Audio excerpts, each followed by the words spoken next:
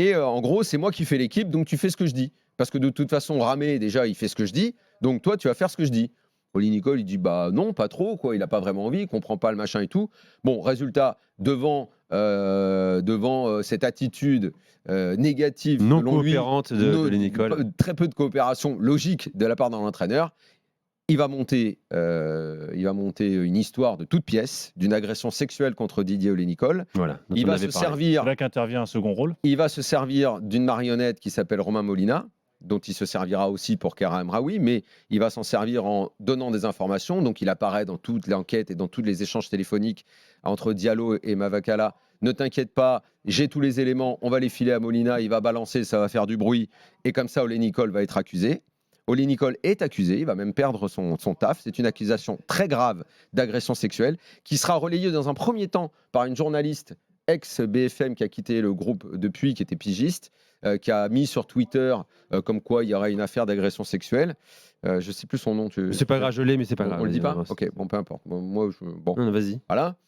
Donc il y a une tactique de lui faire dire à elle qu'il y a cette agression sexuelle. Molina relaie en disant c'est terrible, machin. En plus, lui, il est très Ils sont spécialisé dans instrumentalisés, évidemment. Ils sont totalement instrumentalisés. Bon, son rôle, c'est quand même de vérifier un minimum ce qu'on lui dit. Et il n'écoute que Mavakala, que Diallo, qui lui fournissent ces informations pour qu'on ait la peau d'Oli Nicole. D'agression sexuelle. Ils vont avoir la peau d'Oli Nicole, qui a évidemment imaginé de quelle façon il va vivre cette expérience. C'est horrible pour lui, ses proches, sa famille. Il va être convoqué par la police. Quand il va arriver à la police, Oli Nicole, forcément, ne va pas être très à l'aise. Et les enquêteurs vont lui dire rassurez-vous, monsieur, vous n'êtes pas du tout là pour l'agression sexuelle. Le père de la jeune fille est venu nous voir. Dont il aurait tapé la fesse lorsqu'elle entrait en jeu. Geste déplacé. Est venu nous voir pour nous dire qu'il ne s'est rien passé. Il ne s'est strictement Il n'y a rien aucune passé. plainte. Hein, voilà. Et les enquêteurs ont dit à Oli Nicole, si on vous a convoqué, c'est pour que vous nous racontiez ce qui se passe au PSG, et notamment vos rapports avec cet homme-là, pas pour cette histoire. Ok, il a été blanchi depuis, pour être blanchi. précis, sauf qu'aujourd'hui, il ne travaille plus au PSG. Voilà. Mais ça a mis un terme à sa carrière au PSG. Il a été sali, ouais. Quand même, sali. Bon, autre relais du camp Diallo-Mavakala à Daniel, une certaine Shaheen Malik, celle qui va suggérer aux enquêteurs d'aller fouiller dans la vie intime d'Amraoui, et c'est là qu'apparaît le nom notamment d'Eric Abidal. Alors, Shaheen Malik, bon, alors, profil particulier, un peu journaliste. Ami de longue date d'Aminata Diallo, ex-pigiste, elle a fait quelques piges à Canal, ex-compagne du joueur de foot Moussa Sissoko, qui évolue à Nantes. Ex-volleyeuse aussi. Voilà, elle a fait du volley. Et elle va prendre cette affaire très à cœur. Elle veut la peau d'Amraoui, elle aussi, pour faire plaisir à sa copine. Elle va relayer des fausses informations, en donnant notamment à Romain Molina. C'est elle qui va être à l'origine des banderoles du CUP. Vous vous souvenez de ces banderoles au stade qui insultent Amraoui, qui est en gros le diable incarné qu'il faut virer. C'est elle qui va être à l'origine de ça. Il faut expliquer, Daniel, que pour les gens qui ne sont pas forcément au courant de cette affaire, qu'il y a eu quand même pendant un certain temps, plusieurs semaines, une petite musique au Paris Saint-Germain, dans le public, au sein du CUP, sur les réseaux sociaux, très pro-Diallo, très anti-Amraoui. Donc ça a pris une proportion assez importante. Parce qu'il y a un gros travail en coulisses, c'est ce qu'on raconte. C'est pas un simple épisode. Absolument, pas un jour, ça a duré plusieurs semaines, je précise. Absolument. Donc elle a orchestré un petit peu l'opinion. Elle a essayé de faire l'opinion par des relais qu'elle avait dans certains médias. Et elle a fait mettre au CUP ces banderoles de soutien à Diallo et d'accusation d'Amraoui.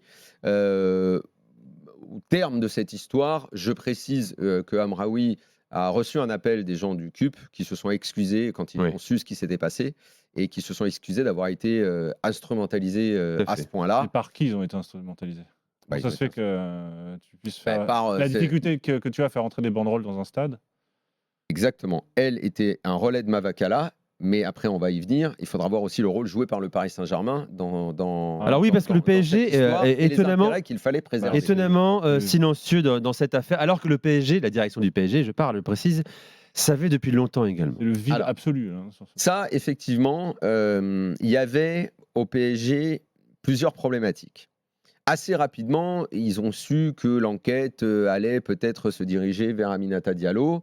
J'ai souvent dit que la Fédé devait également savoir, on ne peut pas le prouver à 100%, mais si le PSG était au courant, je me demande comment la Fédé n'a pas pu être au courant. On a un peu étouffé l'affaire parce qu'il y avait l'Euro féminin qui devait démarrer. On ne voulait pas d'histoire. On a mis ça un petit peu de côté. Il parle de Corinne Diacre, Mavakala, dans le dossier, il parle de Corinne Absolument. Diacre. Oui, qu'il dans faut des la, termes il faut la qui faire sont pas des sauter termes absolument. Ah oui, non, mais Bien sûr. d'ailleurs, il est également partie prenante dans son éviction récente, Mavakala, à travers les deux joueuses. Mais ça, c'est encore autre chose. Donc on revient. Le PSG, dans cette histoire, s'est retrouvé coincé. Pourquoi ? Parce qu'il y avait d'abord 2 prolongations très importantes à boucler. Il y avait la prolongation de Katoto, meilleure joueuse du club, et il y avait la prolongation de Kylian Mbappé.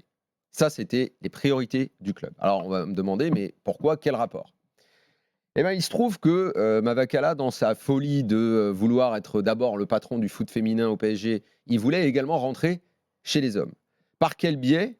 Par le biais du clan Mbappé, par le biais de la maman. Dans les écoutes, je l'ai dit tout à l'heure, eux l'appellent, la surnomment Tata. Et sans arrêt, c'est qu'est-ce qu'elle dit Tata, qu'est-ce qu'elle fait Tata. Diallo, Mavakala échangent sans arrêt à ce sujet-là, comme ça. Et eh bien, le PSG se dit, il ne faut pas froisser ce mec-là, parce que si jamais on le froisse, Katoto pourrait ne pas prolonger. Et puis, qui sait ce que va penser la maman de Kylian, qui se prend d'affection pour cette gamine Diallo. À ce moment-là, je précise, la maman de Kylian Mbappé ne sait pas l'histoire. Elle ne sait pas l'histoire. Elle est totalement honnête à ce moment-là, c'est vrai. Il y a une phrase qui est un petit peu pénible à entendre, mais c'est la gestion du PSG qui est comme ça. Mais elle ne sait pas. Elle croit que, comme tout le monde à ce moment-là, que Diallo est innocente. Et Elle surtout, croit au storytelling des banderoles, etc. voilà. Et surtout, en fait, l'affection lui vient du rapport qu'entretient l'homme à tout faire du clan Mbappé, Bilal Ghazi, ancien journaliste de l'équipe, qui Autre personnage secondaire important. Autre personnage secondaire, connaît Diallo depuis très longtemps parce qu'ils sont de Grenoble. D'ailleurs, sur Twitter, Bilal Ghazi avait à un moment affirmé son soutien, genre on est la famille. On est Voilà ensemble, pourquoi machin. il y a cette photo maintenant désormais célèbre entre Bilal Ghazi et Aminata Diallo aux côtés de Kylian Mbappé, Parce grand qu'à ce sourire. moment-là, ils Il faut envisagent de s'afficher faire avec un doc. Mbappé. Ils veulent faire un documentaire qui donc aurait rapporté de l'argent à Diallo, à Mavakala, un documentaire autour de cette joueuse-là. Rapidement néanmoins, alors oui, juste la fameuse phrase un petit peu gênante, c'est que pour la prolongation de Diallo, parce que le PSG joue double jeu et dit attention, quand ça va exploser l'affaire, si on a prolongé Diallo, on va se le prendre dans la gueule. Donc ils font traîner l'histoire, ils font en sorte de boucler la prolongation de Katoto et la prolongation de Kylian Mbappé qui intervient en accord verbal dès le mois de mars de l'année dernière. Ça apparaît dans les écoutes. Donc finalement, les enquêteurs savaient alors que nous, bien nous avant ne tout le savions monde pas, les que Mbappé enquêteurs allait savaient prolonger, que oui, Mbappé allait prolonger au PSG dès le mois de mars. Ils étaient plus informés que nous. Et elle dit, ne t'inquiète pas pour la prolongation, je fais ce que je veux au PSG. En gros, c'est moi la patronne. Néanmoins, c'est, je pense, ce qu'elle croyait ou croit à ce moment-là, c'est pas réel.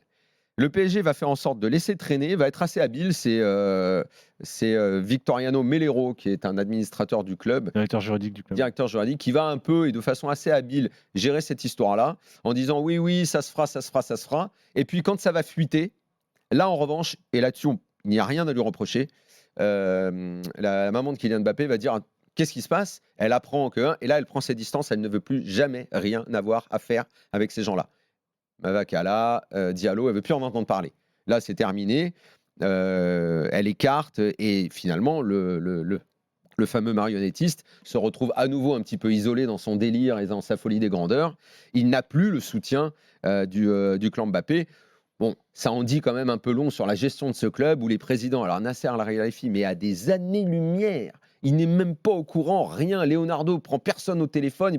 Ils ont délégué un mec pour s'occuper du dossier. Oui. Le seul truc, c'est nous plombez pas, faites très attention à ce qui se passe avec Kylian Mbappé, ne froissez personne. Il y a Katoto à prolonger et c'est nos dossiers prioritaires. Voilà, ça c'est un petit peu la gestion du PSG, alors qu'une de leurs joueuses s'est fait agresser, qu'il y a une joueuse qui, dans un an, sera en procès. Bon, elle n'est plus là. Claire, au maintenant, elle est PSG, on a partie. juste peur que ça fasse des remous, du bruit Voilà. médiatique Voilà. et que ça ternisse l'image du Paris Voilà. Saint-Germain. C'est Voilà. tout. Voilà.